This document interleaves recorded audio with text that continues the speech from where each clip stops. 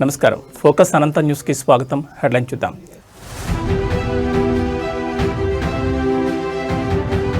మూసీ పునరుద్ధరణపై వాడివేడి చర్చ. అసెంబ్లీ నుంచి బీఆర్ఎస్ సభ్యుల వాకౌట్.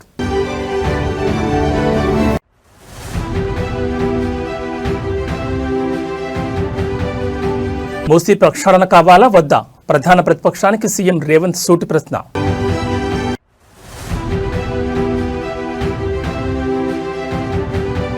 అమరావతి నిర్మాణంలో మరో ముందడుగు. అందుబాటులోకి సీడ్ యాక్సెస్ రోడ్.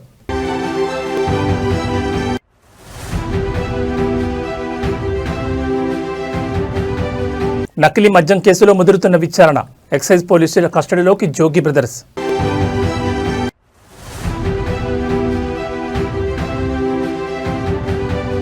భక్తులతో కిక్కిరిసిన తిరుమల. శ్రీవారి దర్శనానికి 20 గంటల సమయం. ఇక డీటెయిల్స్ చూస్తే తెలంగాణ శాసనసభ శీతాకాల సమావేశాలు రెండవ రోజు ఉత్కంఠభరితంగా సాగుతున్నాయి. రాష్ట్రంలో నెలకొన్న యూరియా కొరతపై చర్చించాలని డిమాండ్ చేస్తూ ప్రధాన ప్రతిపక్షం బీఆర్ఎస్ సభలో భారీ నిరసనకు దిగింది. ఇవాళ ఉదయం సభ ప్రారంభం కాగానే బీఆర్ఎస్ తెలిపే నేతలు చేతుల్లో ప్లకార్డులు పట్టుకుని అసెంబ్లీ హాల్లోకి ప్రవేశించారు. కాంగ్రెస్ వచ్చింది, రైతులను నిండా ముంచింది అంటూ పెద్ద ఎత్తున నినాదాలు చేశారు. రైతులకు సకాలంలో యూరియా అందక ఇబ్బందులు పడుతున్నారని, వెంటనే సరఫరాను మెరుగుపరచాలని వారు డిమాండ్ చేశారు.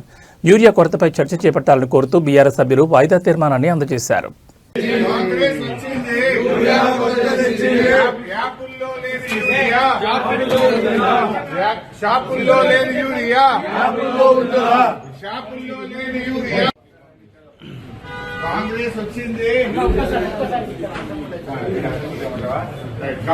వచ్చింది, కాంగ్రెస్ వచ్చింది, కాంగ్రెస్ వచ్చింది. షాపుల్లో లేని యూరియా, షాపుల్లో ఉంటుందా? షాపుల్లో లేని యూరియా, షాపుల్లో లేని యూరియా, కాంగ్రెస్ వచ్చింది, కాంగ్రెస్ వచ్చింది, కాంగ్రెస్ వచ్చింది. తెలంగాణ శాసనసభలో ఇవాళ మూసీ ప్రక్షాళనపై అధికార విపక్ష నేతల మధ్య మాటల యుద్ధం కొనసాగింది. మూసీ పునరుజ్జీవనంపై సీఎం రేవంత్ రెడ్డి సుదీర్ఘంగా ప్రసంగించి ప్రాజెక్టు ఉద్దేశాలు, లక్ష్యాలను సభకు వివరించారు. ఆయన ప్రసంగం అనంతరం సభలో తమ గళాన్ని వినిపించడానికి, ముఖ్యంగా ప్రజా సమస్యలపై చర్చించడానికి తమకు అవకాశం ఇవ్వలేదంటూ బీఆర్ఎస్ సభ్యులు ఆరోపించారు. సభ లోపల ప్రజాస్వామ్యబద్ధంగా నిరసన తెలిపే హక్కును కూడా ప్రభుత్వం కాలరాస్తోందని వారు అసహనం వ్యక్తం చేశారు. సాధారణంగా సీఎం మాట్లాడిన తర్వాత ప్రతిపక్ష నేతలకు వివరణ ఇచ్చే అవకాశం ఉంటుందని, అయినా స్పీకర్ తమకు మైక్ ఇవ్వకపోవడం దుర్మార్గం అంటూ బీఆర్ఎస్ ఎమ్మెల్యేలు అసెంబ్లీ నుంచి వాకౌట్ చేశారు.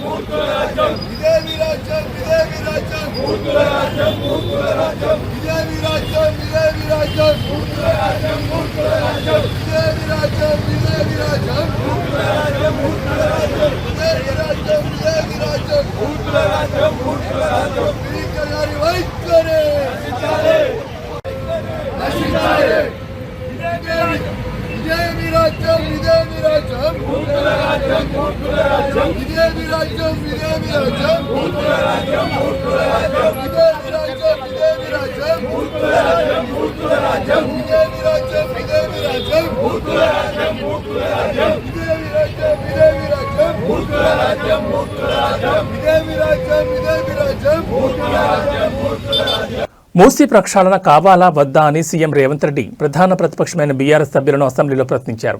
ఇవాళ మూసీ పునరుద్ధరణపై చర్చ సందర్భంగా ఆయన సభలో మాట్లాడుతూ మూసీ ప్రక్షాళనపై బీఆర్ఎస్ పార్టీ ఏం చెప్పాలనుకుంటుందో చెప్పండి అని కామెంట్ చేశారు. మూసీలో ఉండే కాలుష్యం కంటే కొంతమంది కడుపులో విషయం ఎక్కువ ఉందని సెటైర్లు వేశారు. తాము మూసీ ప్రక్షాళనపై వివరాలు చెప్పే ప్రయత్నం చేస్తుంటే విషం కక్కుతున్నారని విపక్ష సభ్యులకు చురకలంటించారు. ప్రజలకు ప్రభుత్వం చేసేది తెలియదు అనేది వాళ్ల ఉద్దేశమని మండిపడ్డారు. అవతలి వాళ్లు మారిపోయేలా కొందరి చూపులున్నాయని, అసలు మూసీ ప్రక్షాళన కావాలా వద్దా అని సీఎం రేవంత్ రెడ్డి సభలో ప్రధాన ప్రతిపక్షాన్ని సూటిగా ప్రశ్నించారు. సంవత్సరంన్నర నుంచి నిరంతరం పనిచేస్తే ఇప్పుడు ఒక కొలిక్కి వచ్చినాయి. ఇంకొక సంవత్సరం పడుతుంది మొత్తం డీటెయిల్ ప్రాజెక్టు రిపోర్ట్ తయారు కావడానికి. 5 సంవత్సరాల కోసం కన్సల్టెంట్ కంపెనీని పెట్టుకున్నాం అధ్యక్ష. 5 సంవత్సరాలు ప్రాజెక్టు డిజైన్లు ఇవ్వడమే కాకుండా, అంచనాలు వేయడమే కాకుండా, నిర్మాణంలో కూడా వాళ్ళ సహకారం ఉండాలని చెప్పి ఈరోజు అంతర్జాతీయ స్థాయి కంపెనీలను తీసుకొచ్చి మనం పెట్టుకున్నాం అధ్యక్ష. అందుకే ఈరోజు మూసీ నది పరివాహక ప్రాంతాన్ని నైట్ ఎకానమీగా మారుస్తా అని చెప్పిన అధ్యక్ష. పట్టణం అంతా రాత్రి 9 గంటలకు నిద్రపోతే రాత్రి 9 గంటల నుంచి ఉదయం 6 గంటల వరకు మూసీ నది పరివాహక ప్రాంతంలో నైట్ ఎకానమీని రివైవ్ చేసి అక్కడ హోటల్స్, ఆఫీసులు, అదే విధంగా ఫుడ్ కోర్ట్స్, కల్చరల్ యాక్టివిటీస్ వీటన్నిటిని కూడా ప్రపంచ స్థాయి నగరంగా మార్చడానికి నైట్ ఎకానమీని ఓపెన్ చేయబోతున్నామని చెప్పినాం అధ్యక్ష. ఆ ప్రాంతంలో ఉన్న ప్రతి వాళ్లకు, నష్టపోయే వాళ్లకు అత్యధికంగా నష్టపరిహారం ఇచ్చి బ్రహ్మాండమైన కాలనీలు కట్టించిస్తాం అధ్యక్ష. ముందుగా మూసీ మోడర్నైజేషన్ ప్రాజెక్టుకి ఎంత ఖర్చు అవుతుందో ప్రభుత్వం చెప్పాలని మాజీ మంత్రి హరీష్ రావు డిమాండ్ చేశారు. అసెంబ్లీ సమావేశాల్లో క్వశ్చన్ అవర్ సందర్భంగా ఆయన మాట్లాడారు. ఒకసారి సీఎం 1,00,000 కోట్లని, మరోసారి 1,50,000 కోట్లని పలుసార్లు పరస్పర విరుద్ధమైన ప్రకటనలు చేస్తున్నారని, అసలు మూసీ సుందరీకరణ మీద ప్రభుత్వం ఎంత ఖర్చు చేయాలనుకుంటుందో స్పష్టం చేయాలని డిమాండ్ చేశారు. పిల్లలకు స్కాలర్షిప్లు ఇవ్వమంటే డబ్బులు లేవు, కోసుకు తింటారా అని అంటున్నారని విమర్శించారు. రిటైర్డ్ ఎంప్లాయీస్కి బెనిఫిట్స్ ఇవ్వమంటే డబ్బులు లేవంటున్నారు. మరి మూసీ సుందరీకరణ మీద మాత్రం 1,00,000 కోట్లు ఎలా ఖర్చు చేస్తారని ప్రశ్నించారు. మూసీ సుందరీకరణలో ఇప్పటి వరకు ఎన్ని నివాసాలు కూల్చారు? కూల్చిన నివాసాలకు 2013 భూసేకరణ చట్టం కింద కాంపెన్సేషన్ ఇచ్చారా? వేజ్ లాస్ చెల్లించారా? లేదా కేసీఆర్ కట్టిన డబుల్ బెడ్రూమ్ ఇళ్లలో వారిని అసైన్మెంట్ చేసి చేతులు దులుపుకున్నారా అని నిలదీశారు. 2013 భూసేకరణ చట్టం ప్రకారం ఒక్కో కుటుంబానికి 14.5 లక్షల డబ్బులు ఇవ్వాలి. వాళ్ల పాత ఇంటికి R&B ఎస్టిమేట్ చేసి ఆ డబ్బులు చెల్లించాలన్నారు. అలాగే సేలబుల్ రైట్స్తో కూడినటువంటి 200 గజాల స్థలం, ఇళ్లు ఇవ్వాలన్నారు. ఇవి ఇచ్చారా, ఇవ్వలేదా? ఒకవేళ ఇస్తే ఎప్పట్లోగా ఇస్తారని ప్రశ్నించారు. అసలు ఈ మూసీ ప్రాజెక్టు సుందరీకరణ మీద రాష్ట్ర ప్రభుత్వం ఎంత ఖర్చు పెట్టాలనుకుంటుంది? ఎందుకంటే ఒకవైపు పిల్లల స్కాలర్షిప్లు ఇవ్వమంటే డబ్బులు లేవు, కోసుక తింటారా అంటున్నారు. లేదా రిటైర్డ్ ఎంప్లాయీస్ కు డబ్బులు ఇవ్వండి అంటే డబ్బులు లేవంటున్నారు. మూసీ సుందరీకరణ మీద 1,00,000 కోట్ల, 1,50,000 కోట్ల ఎంత ఖర్చు పెడతామనుకుంటుంది ప్రభుత్వం? సూటిగా సమాధానం చెప్పండి. ఇప్పటి వరకు మూసీ సుందరీకరణలో ఎన్ని నివాసాలు కూల్చివేశారు? ఆ కూల్చివేసిన నివాసాలకు 2013 భూసేకరణ చట్టం కింద పాత ఇండ్లకు కంపెన్సేషన్ ఇచ్చారా? వేజ్ లాస్ ఇచ్చారా? లేదా సింపుల్ గా కేసీఆర్ గారు కట్టిన డబుల్ బెడ్రూమ్ ఇళ్లలో అసైన్మెంట్ చేసి పంపారా? 2013 భూసేకరణ చట్టం ప్రకారంగా 14.5 లక్షల రూపాయల డబ్బు ఇవ్వాలి వాళ్లకు. పాత ఇంటికి R&Bతో ఎస్టిమేట్ చేసి డబ్బులు ఇవ్వాలి. అదే విధంగా సెలబుల్ రైట్స్ తో కూడినటువంటి 200 గజాల స్థలంలో కట్టిన ఇల్లు ఇవ్వాలి. ఆ రకంగా ఇచ్చారా? ఇవ్వలేదా? ఇస్తే ఎప్పట్లోకి ఇస్తారు? ఎన్ని నివాసాలు కూల్చారు? ఇంకా మీరు ఐడెంటిఫై చేసి కూల్చవలసిన ప్రభుత్వ ప్రైవేటు ఇల్లు ఎంత భూమి ప్రభుత్వ ప్రైవేట్ సేకరిస్తున్నారు? సమాధానం చెప్పండి. మరి మొన్న వరదలు వచ్చినప్పుడు మూసీ గేట్లు ఒకేసారి తెరిచి ఉద్దేశపూర్వకంగా ప్రజల ఇళ్లు మునిగిపోవాలి, రోడ్లు మునిగిపోవాలని ఈ ఉద్దేశపూర్వకంగా గేట్లు ఎత్తి ముంపు గురి చేసిన విషయం ప్రభుత్వం దృష్టికి వచ్చిందా? ఎందుకంటే పైన ఎంత వర్షం పడుతుంది, ఫ్లడ్ ఎంత ఉన్నదో చూసుకొని ముందే గేట్లు కొద్దిగా ఎత్తితే స్లోగా గ్రాడ్యువల్ గా ఫ్లడ్ బయటకు పోతుంది.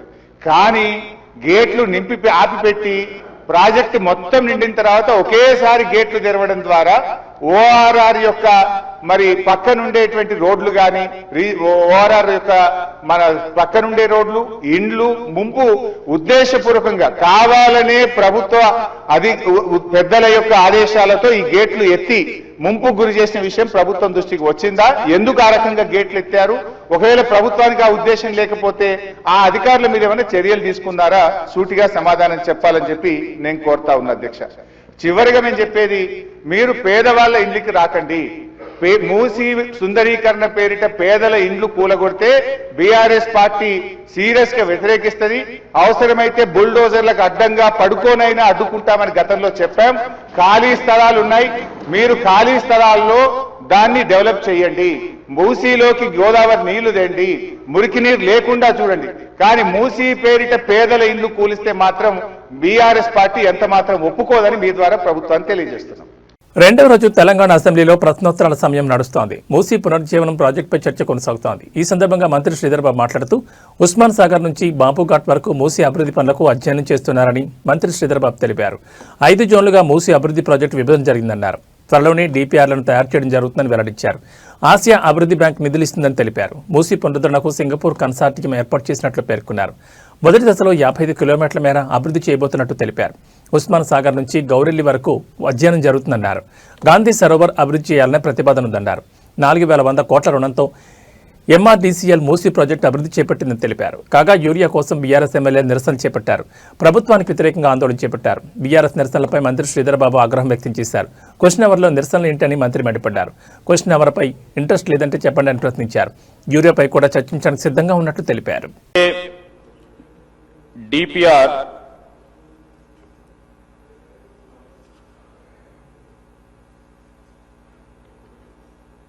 Sir, we have divided zones. First, zone 1, zone 2, zone 3, zone 4, zone 5. Zone 1, what I says 21 kilometers ka hai. All these days, lots of exercise has been done. Now, the DPR is on the process and DPR will be completed in next 4 weeks. And we are hopeful and we are taking very serious steps that the works will begin in February, March of 2026. And we have a plan, but at any cost, the zone 1 should be completed by 2 years. Zone 1. Zone 1 is, phase 1 is 1 kilometer. अब बताया वो Ananthagiri hills से 21 kilometers till Gandhi, this thing. నకిలీ మద్యం కేసులో నిందితుల విచారణ కొనసాగుతోంది. కేసులో నిందితులైన మాజీ మంత్రి జోగి రమేష్తో పాటు ఆయన సోదరుడు రామును ఎక్సైజ్ పోలీసులు 3 రోజుల పాటు కస్టడీకి తీసుకోనున్నారు. ఈ మేరకు అధికారులు వేసిన పిటిషన్కు కోర్టు అనుమతించింది. దీంతో విజయవాడ జైలు నుంచి జోగి బ్రదర్స్ను ఎక్సైజ్ పోలీసులు విజయవాడ ఈస్ట్ ఎక్సైజ్ స్టేషన్కి తరలించారు. నకిలీ మద్యం కేసులో 3 రోజుల పాటు వారిని విచారించనున్నారు. అయితే నకిలీ మద్యం కేసులో జనార్దన్ రావు, జగన్మోహన్ రావు సోదరులకు జోగి బ్రదర్స్ అండగా ఉన్నారనే ఆరోపణలున్నాయి. అంతేకాకుండా వారి అక్రమాలకు జోగి బ్రదర్స్ అన్ని విధాల సహాయ సహకారాలు అందించినట్లు అధికారులు ఆరోపిస్తున్నారు. ఈ మేరకు వారిపై ఆరోపణలను మోపారు. అందుకు సంబంధించిన ప్రాథమిక ఆధారాలను సేకరించిన ఎక్సైజ్ అధికారులు గత ఏడాది నవంబర్లోనూ జోగి బ్రదర్స్ను విచారించారు. మరిన్ని ఆధారాలను సేకరించేందుకు మరోమారు వారిని కస్టడీలోకి తీసుకున్నారు.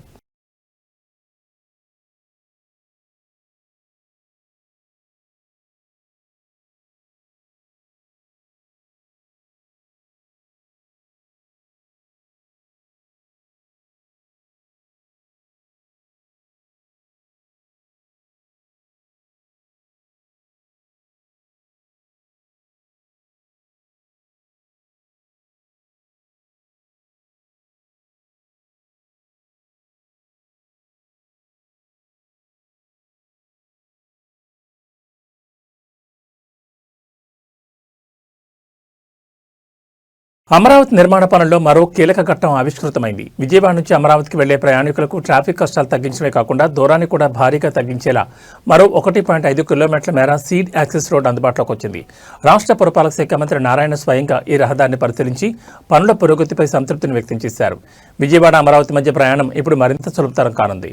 కరకట్టపై వాహనాల రద్దీని తగ్గించే లక్ష్యంతో ప్రభుత్వం చేపట్టిన సీడ్ యాక్సెస్ రోడ్లో అదనంగా మరో 1.5 కిలోమీటర్ల బీటీ రోడ్డు పనులు పూర్తయ్యాయి. మంత్రి నారాయణ ఈ రోజు క్షేత్రస్థాయిలో పర్యటించి రోడ్డు నాణ్యతను తనిఖీ చేశారు. ముఖ్యంగా గుంటూరు ఛానల్పై అత్యంత ప్రతిష్టాత్మకంగా నిర్మిస్తున్న స్టీల్ బ్రిడ్జ్ పనులను ఆయన నిశితంగా పరిశీలించారు. స్టీల్ బ్రిడ్జ్ నిర్మాణం పూర్తయితే అమరావతికి అనుసంధానత మరింత పెరుగుతుందని, రాజధాని నిర్మాణంలో ఇది ఒక ఇంజనీరింగ్ అద్భుతంగా నిలుస్తుందని మంత్రి తెలిపారు. పనులను నిర్ణీత గడువులుగా పూర్తి చేయాలని అధికారులకు ఆదేశాలు జారీ చేశారు.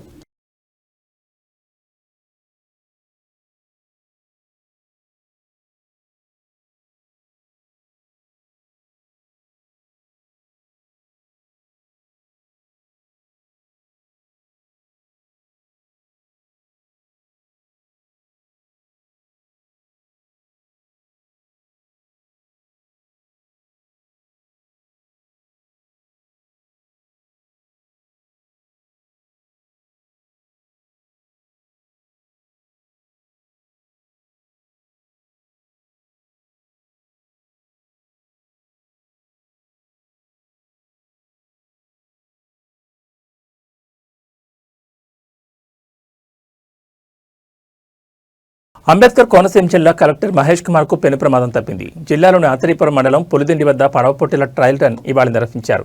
ప్రారంభోత్సవానికి కలెక్టర్ మహేష్ కుమార్ ముఖ్య ఆహ్వానితులుగా హాజరయ్యారు. ఈ సందర్భంగా ఆయన ప్రమాదానికి గురయ్యారు. వివరాలకు వెళ్తే కయాకింగ్ పడవను కలెక్టర్ నడుపుతుండగా పడవ అదుపు తప్పి బోల్తా కొట్టింది.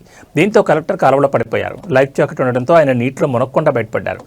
అక్కడే ఉన్న సిబ్బంది గజ ఈతగాళ్లు వెంటనే స్పందించి కలెక్టర్ను వేరే పడవలోకి ఎక్కించారు. దీంతో కలెక్టర్కు పెను ప్రమాదం తప్పింది. కలెక్టర్ సురక్షితంగా ప్రమాదం నుంచి బయటపడడంతో అధికారులు ఊపిరి పీల్చుకున్నారు. అయితే సంక్రాంతి సంబరాల్లో భాగంగా కోనసీమ జిల్లాలో పడవ పోటీల ట్రయల్ రన్ నిర్వహిస్తున్నారు. దాన్ని ప్రారంభించేందుకు కలెక్టర్ మహేష్ కుమార్ ముఖ్య ఆహ్వానితులుగా హాజరయ్యారు. ఈ క్రమంలో పోటీదారులను ఉత్సాహపరిచేందుకు తాను కూడా కయాకింగ్ పడవను నడిపారు.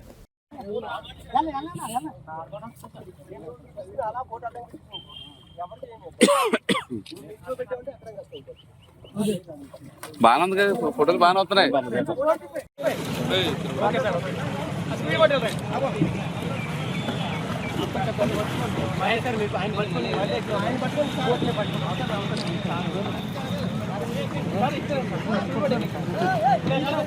వెనకాల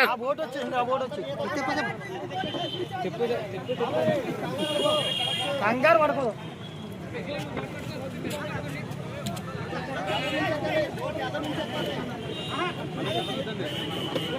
జాక్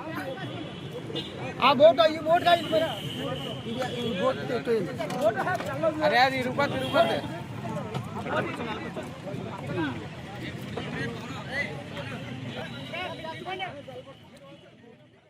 హైదరాబాద్ శివారు ప్రాంతాలను ఇవాళ తెల్లవారుజామున దట్టమైన పొగమంచు కమ్మేసింది. మంచు తీవ్రత ఎక్కువగా ఉండడంతో రోడ్లు, భవనాలు కనిపించని పరిస్థితి నెలకొంది.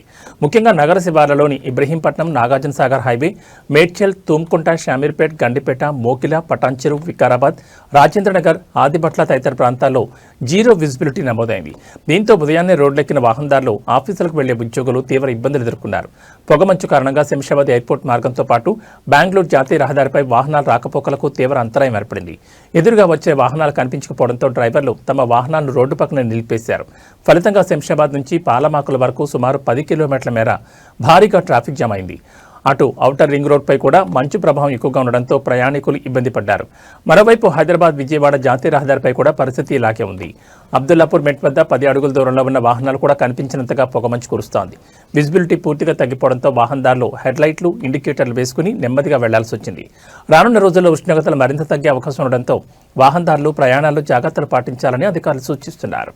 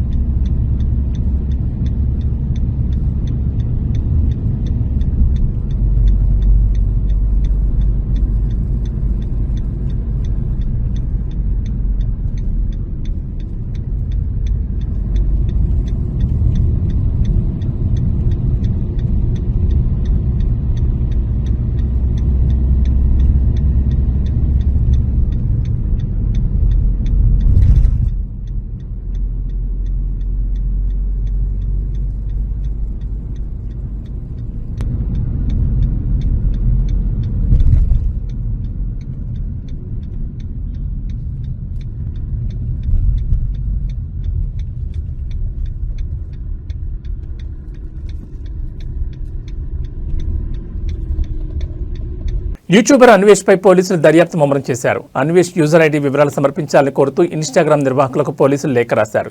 ఇన్స్టాగ్రామ్ నుంచి రిప్లై కోసం పోలీసులు వేచి చూస్తున్నారు. కాగా ఇటీవల హిందూ దేవతలపై అన్వేష్ చేసిన వ్యాఖ్యలు తీవ్ర దుమారాన్ని రేపాయి. విదేశాల్లో ఉంటూ దేవీ దేవతలపై అన్వేష్ వివాదాస్పద కామెంట్స్ చేయడంపై సర్వత్రా విమర్శలు వెలువెత్తున్నాయి. అన్వేష్ను వెంటనే అరెస్ట్ చేయాలంటూ డిమాండ్లు వినిపిస్తున్నాయి. అంతేకాకుండా ఈ వ్యాఖ్యలపై పంజాగుట్ట పోలీస్ స్టేషన్లో అన్వేష్ పై సినీ నటి బీజేపీ నేత కరాటే కళ్యాణి ఫిర్యాదు చేశారు. దీంతో పోలీసులు అతడిపై బీఎన్ఎస్ సెక్షన్లు 352, 79, 299 ఐటీ చట్టంలోని 67 సెక్షన్ కింద కేసు నమోదు చేశారు. అలాగే తెలంగాణ వ్యాప్తంగా కూడా అన్వేష్ పై వరుస ఫిర్యాదులు వస్తున్నాయి. అన్వేష్ ని వెంటనే భారత్కు రప్పించాలని, అరెస్ట్ చేయాలని హిందూ సంఘాలు డిమాండ్ చేస్తున్నాయి. హీరోయిన్ల వస్త్రధారణపై నటుడు శివాజీ చేసిన కామెంట్స్ నిరసిస్తూ అన్వేష్ ఓ వీడియో చేశారు. అంతా బాగానే ఉంది, కానీ ఆ వీడియోలోనే హిందువులు దేవతగా కొలిచే సీతమ్మ వారితో పాటు ద్రౌపదిపై అన్వేష్ జగుప్సాకరమైన వ్యాఖ్యలు చేశారు. దీంతో హిందూ సంఘాలతో పాటు నెటిజన్లు కూడా ఆ వీడియోపై తీవ్రస్థాయిలో విమర్శలు గుప్పించారు.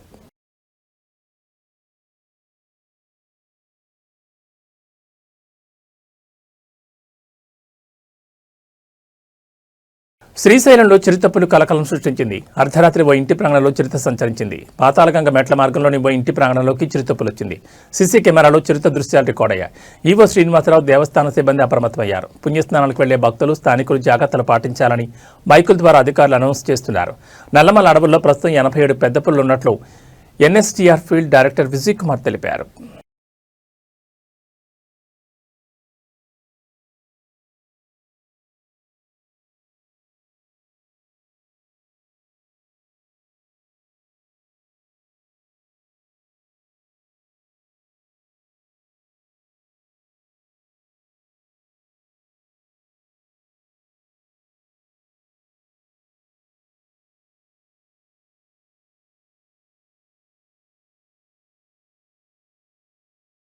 కలియుగ ప్రత్యక్ష దైవం శ్రీ వెంకటేశ్వర స్వామి సన్నిధి తిరుమల భక్తులతో కిక్కిరిసిపోయింది. వరుస సెలవుల ప్రభావం, వైకుంఠ ద్వార దర్శనాల నేపథ్యంలో 7 కొండలు గోవింద నామస్మరణతో మార్మోగుతున్నాయి. శ్రీవారి దర్శనం కోసం వచ్చే భక్తుల సంఖ్య క్రమంగా పెరుగుతుండటంతో టోకెన్ లేని ఉచిత సర్వదర్శనం కోసం వేచి ఉండే వైకుంఠం క్యూ కాంప్లెక్స్లోని అన్ని కంపార్ట్మెంట్లు భక్తులతో నిండిపోయాయి. ఇక ఉదయం 8 గంటల తర్వాత క్యూ లైన్లోకి ప్రవేశించే భక్తులకు స్వామివారి దర్శనం కలగడానికి సుమారు 20 గంటల సమయం పడుతోంది. 300 రూపాయల ప్రత్యేక టోకెన్ తీసుకున్న భక్తులకు 3 నుంచి 5 గంటల వ్యవధిలో దర్శనం పూర్తవుతోంది. తిరుమల తిరుపతి దేవస్థానం విడుదల చేసిన వివరాల ప్రకారం నిన్న ఒక్కరోజే స్వామివారిని 65,225 మంది భక్తులు దర్శించుకున్నారు. మొక్కులు చెల్లించుకునే క్రమంలో 31,106 మంది భక్తులు తలనీలాలు సమర్పించారు. గురువారం స్వామివారి హుండీ ఆదాయం 3.63 కోట్లు లభించినట్లుగా ఆలయ అధికారులు వెల్లడించారు. భక్తుల రద్దీ దృష్ట్యా టీటీడీ అధికారులు క్యూ లైన్లో పాలు, త్రాగునీరు, అన్నప్రసాద వితరణకు ప్రత్యేక ఏర్పాట్లు చేస్తున్నారు.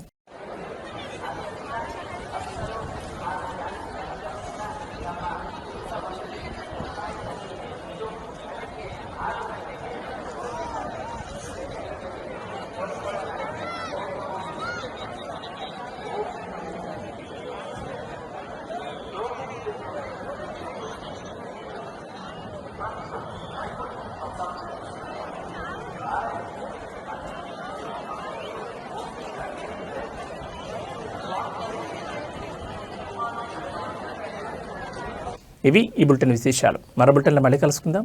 నమస్కారం.